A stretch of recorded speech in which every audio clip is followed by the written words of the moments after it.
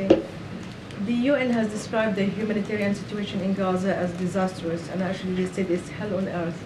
The Secretary General activated Article 99, which have not been activated since 1971. 1989, I think, was the last time. I think it's 70. Well, okay, we can disagree on this. We'll agree.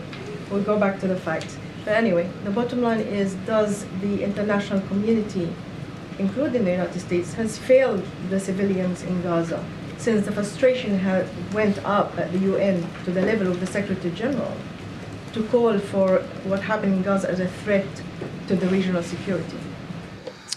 Everything we're doing is trying to prevent this conflict from widening, deepening, escalating, and having a larger effect on the region.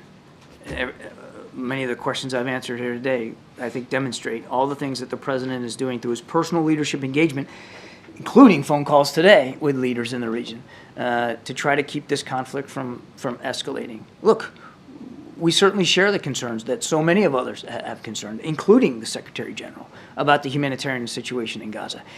Name me one more nation, any other nation, that's doing as much as the United States to alleviate the pain and suffering of the people of Gaza. You can't. You just can't. The United States, through President Biden, is leading the effort to get trucks, food, water, medicine, and fuel into the people of Gaza. Wait. Name another nation that's doing as more than the United States to get hostages out or to get people, foreign nationals, out of Gaza. You can't do it. And name another nation that is doing more to urge our Israeli counterparts, to be as cautious and deliberate as they can be in the prosecution of their military operations. You can't. The United States is at the forefront of this. Now, every single casualty, Israeli or Palestinian, innocent life loss, every one of them is a tragedy, and we mourn with those families. We say it over and over and over again because we believe it, and it comes from the heart.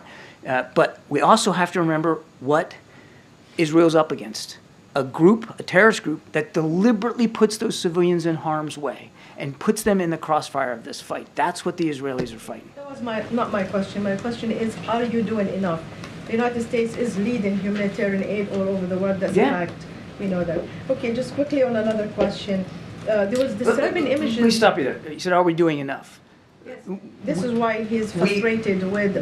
even through our leadership, we believe there's more that can be done.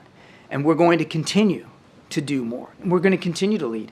And we're going to continue to urge other regional partners to step up their efforts too. It can't just be the United States. And look, we are getting help. I don't want to dismiss that. Egypt, Qatar, Jordan, and of course our Israeli friends. They've all been contributing and participating in trying to get this aid in and hostages out. I want to give due credit where it is. But we can all be doing more, and the President is committed to doing that. Just very quickly, there's disturbing images from Gaza, in northern Gaza, of people being arrested by the Israeli army, blindfolded, stripped naked. Some of them are journalists that we identified, and some are civilians. The Israelis saying they're Hamas fighters, regardless who they are.